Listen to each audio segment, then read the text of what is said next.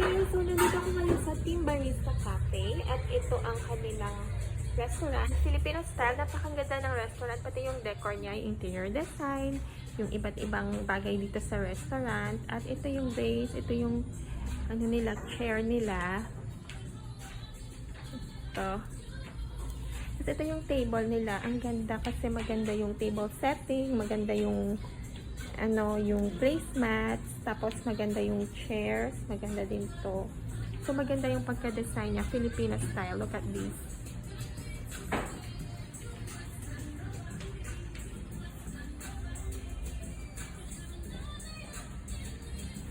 Ayan. So ayan.